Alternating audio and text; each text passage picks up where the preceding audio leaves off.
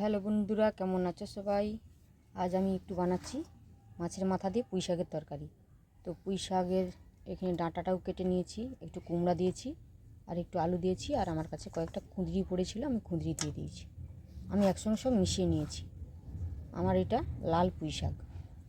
তো আপনারা দেখতে থাকুন কেমনভাবে আমি এই তরকারিটা বানাচ্ছি। তো আমি এখানে পেঁয়াজ নিয়েছি আর কয়েক গোটা রসুন নিয়েছি।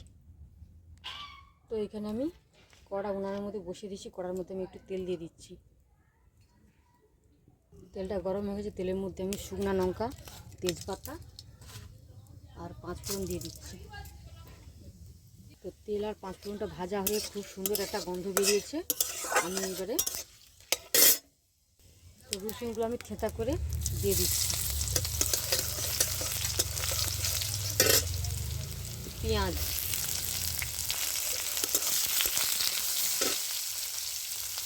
মাছের মুড়া,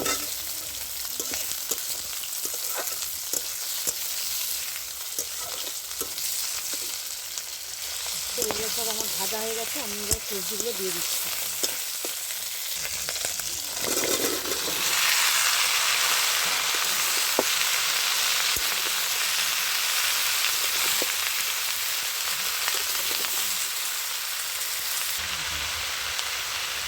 পরিমাণ মতো নুন দিলাম, হলুদ,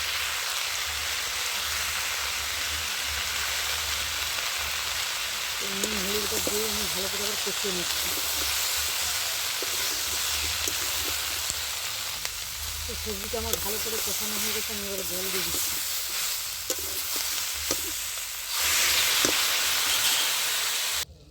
তো এবার আমি মাছগুলো সেদ্ধ হতে দেবো। যতক্ষণ না আনাজটা সেদ্ধ হচ্ছে ততক্ষণ আমি রান্নাটা করে নিচ্ছি। দেখতেছি আমার সবজিগুলো সিদ্ধ হয়েছে কিনা। তো সবজিগুলো আমার সব সিদ্ধ হয়ে গেছে।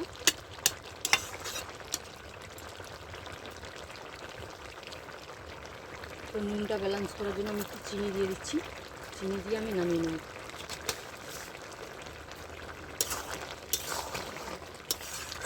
এবার আমি এটা নামিয়ে নিচ্ছি।